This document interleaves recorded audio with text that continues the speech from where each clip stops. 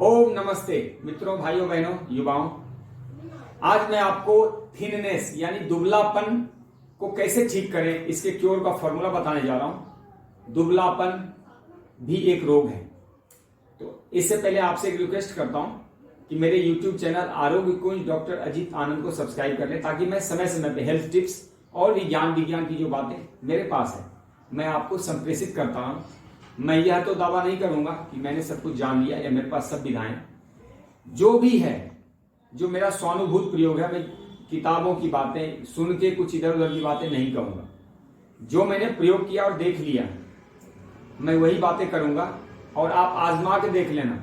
7 दिन से 30 दिन में आपको फर्क दिखेगा। और मैं उतनी बातें करूंगा जितना मैंने समझा है, जिस सत्य को मैंने जाना है। मैं व्यर्थ की बातों में विश्वास नहीं करता। तो आइए अपने चर्चा को आगे बढ़ाते हैं। दुबलापन, दरअसल दुबलापन भी एक रोग है। जैसे मोटापा एक रोग है, दुबलापन भी एक रोग है। सामान्यतः आप यह समझें कि धर्म और अधर्म दोनों को पनपने के लिए एक मस्तिष्क की जरूरत होती है। इसी तरह अच्छे विचार और बुरे विचार दोनों को पनपने के लिए अलग अलग मस्तिष्क की जरूरत होती है। इसी प्रकार क्रोध और शांति दोनों को पनपने के लिए एक मस्तिष्क की जरूरत होती है। शर्म और लालच दोनों को पनपने के लिए एक आंख की जरूरत होती है। इसी तरह स्वास्थ्य और रोग दोनों को पनपने के लिए एक शरीर की जरूरत होती है। इसी प्रकार डाह यानी जलन और श्रद्धा दोनों को पनपने के लिए एक हृदय की जरूरत होती है।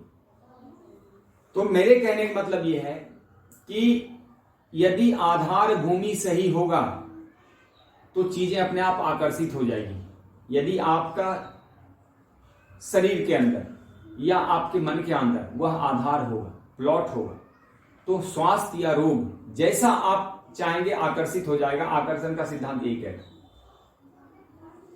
इसको दूसरे ढंग से यूं समझ लें कि जैसे जहां गंदगी है वहां मक्खी अपने आप पनप जाएगी, वहां रोग फैलाने की जरूरत नहीं है, अपने आप फैलती है। और जहां स्वच्छता है वहां स्वास्थ्य अपने आप पनपता है। जहां प्रकाश है वहां पे अंधकार अपने आप भग जाता है। तो हम जितनी शक्ति, समय और धन व्यर्थ की चीजों में लगाते हैं, उतने अपने स्वास्थ्य को उन्नत करने में लगाएं तो हमारा कल्याण होगा। दरअसल दुबलापन जो है, यह एक पैमाना मैं आपको समझा देता हूं।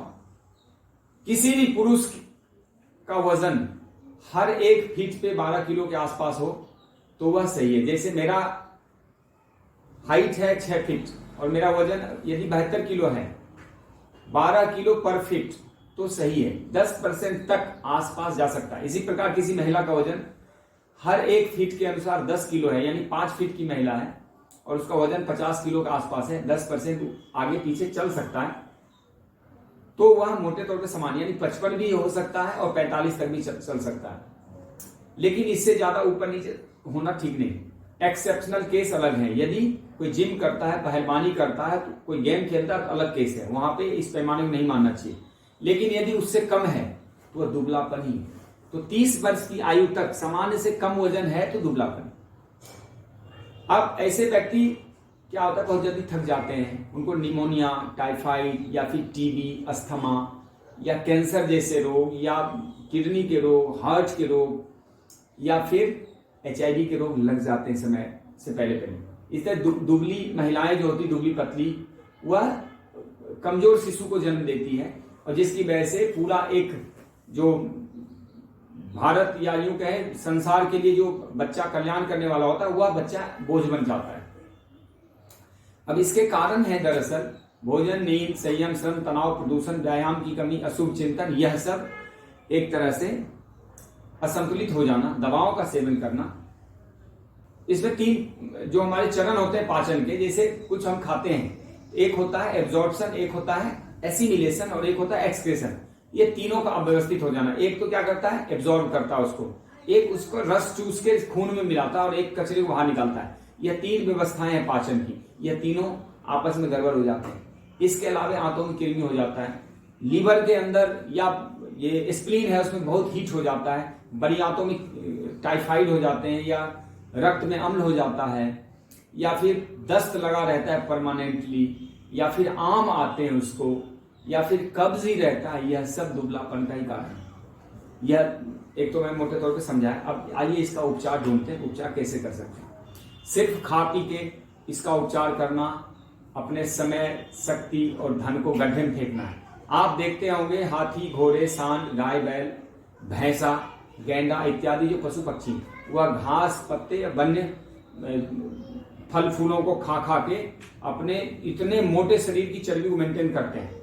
वह कोई दूध, घी और अन्यत्र मिठाई वगैरह नहीं खाते, खूब ढेर सारा वो काजू बादाम नहीं खा रहे, लेकिन उनका वजन इसलिए सामान्य रहता है कि अपने शरीर से वो खूब पूरे दिन दौड़ धूप करते हैं, भगदड़ मचाते हैं अपने आहार के लिए, या फिर एक नैसर्गिक जीवन जीते हुए वह एक नेचुरल लाइफ स्टाइल को लीड कर रहे होते हैं। तो उनके मसल्स का सही उपयोग हो जाता है, सुबह अपने टाइम से उठते हैं, रात को जल्दी सो जाते हैं, तनाव नहीं होता। यह सब इसलिए होता है कि वो नेचर के संपर्क में। मैंने ऐसे लोगों को देखा जो 20-20 साल हो गए, उन्होंने सूर्योदय नहीं देखा। अब बताइए, ये शरीर पंच तत्वों का बना हुआ है और ये पंच तत्वों से बरसों से दूर है, तो जो अपने मूल स्रोत से दूर होगा और शरीर तो बीमार होगा ही। जब कभी अग्नि जलाते हैं तो वो सूर्य की तरफ भगता है, क्योंकि ब्रह्मांड के ऊर्जा का अग्नि का स्रोत क्या है? सूर्य। जब कभी पानी गिराते हैं तो जमीन की तरफ भगता है, क्योंकि जल का स्रोत समुद्र है, वो जमीन के नीचे है। इसी तरह हर चीजें ये संसार में एक व्यवस्था ऐसी है कि अपने अपने स्रोत की तरफ भग रहा है। शराबी ठेके की तरफ भगता है और एक धर्मात्मा व्यक्ति मंदिर की तरफ भगता है। सब अपने अपने स्रोत की तरफ भगते हैं। जैसा जिसका मस्तिष्क है वो अपने स्रोत की तरफ जाता है। तो दुबलापन भी क्या है? एक स्रोत है।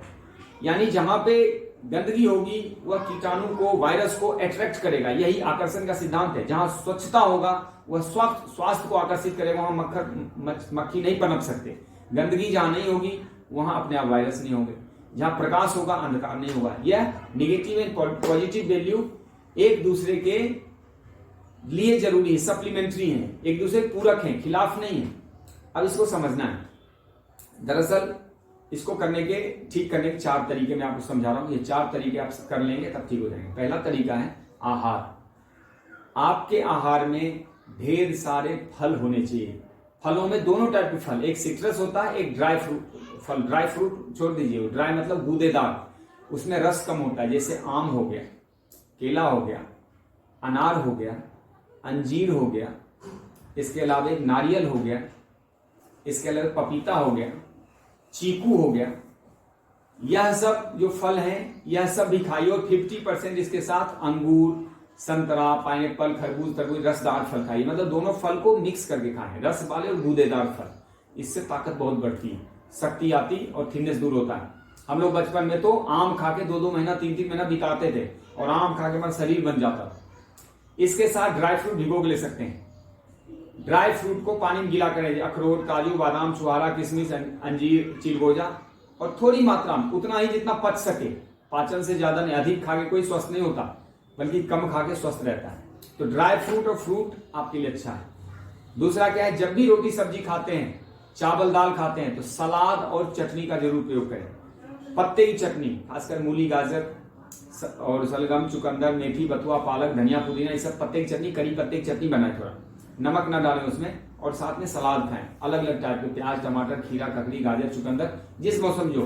एक तो ये है। सब्जी में खासकर ठंड के दिनों में जड़ वाली चीजें थिननेस के लिए बहुत अच्छा काम करती है। जैसे गाजर, मूली, शकरकंदी, सलगम, चुकंदर, या फिर आलू, अरबी, ओल, ये सब दुबलापन को दूर कर। इसमें गुरुत्व होता है, लेकिन गर्मी दिन में नहीं खाने चाहिए। गर्मी दिन में खाने से यह और नुकसानदायक होता है। एक रतालू भी है, सूरन भी है, वह सब बहुत फायदेमंद रहता है दुबलापन को दूर करने। लेकिन वो मौसम के अनुसार, मौसम में जो सब्जी मिलती है वही सही है। पेठा भी बहुत अच्छा काम करता है।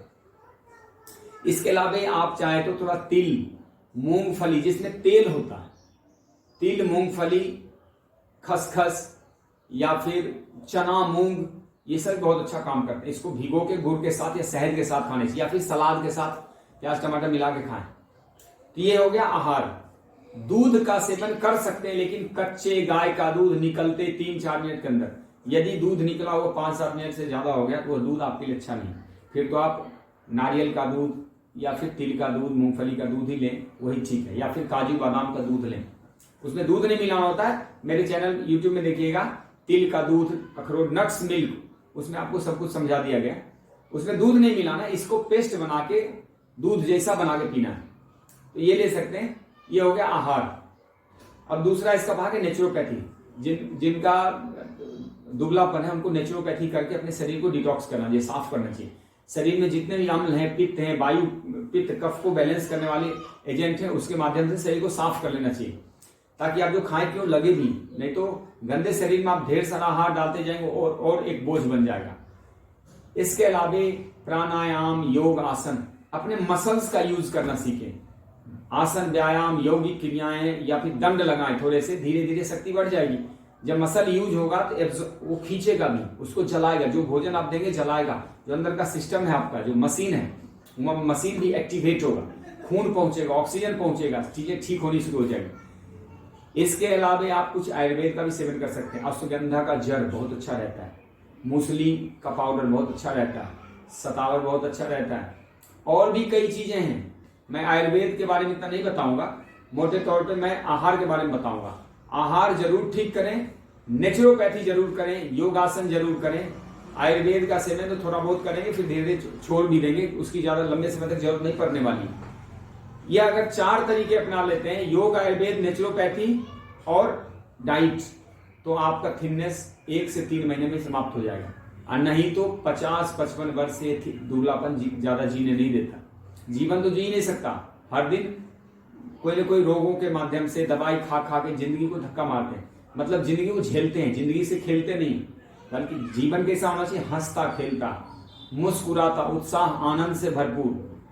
तो ये जो मैंने उपरोक्त बातें बताएं, यह सब दुबलापन का इलाज है। दुबलापन अपने आप में जो रोग है, इसको इन तरीकों से दूर कर सकते हैं। फिर बता रहा हूं, 1 आध चम्मच घी वही तो ले सकते हैं, लेकिन रेगुलर दूध घी खाएंगे तो नुकसान करेगा। 1 आध चम्मच, 1 आध गिलास दही या छाछ लिया जा सकता है, लेकिन मिल्क प्रोडक्ट होता है गुरुत्व, हैवी होता है, उससे बचना चाहिए, तभी दुबलापन ठीक हो सकता है। इतने जो पशु पक्षी, हाथी घोड़े, गाय भैंस, कोई भी दूध घी नहीं खाता और कोई दुबला नहीं होता। इसका मतलब है दूध घी हमारे शरीर की उतनी जरूरत नहीं है जितना इसको बिजनेस की वजह से बना दिया गया है। दूध घी का और भी कई इस्तेमाल है। ठीक है, धन्यवाद। ओम आपका कल्याण हो। जय हिंद।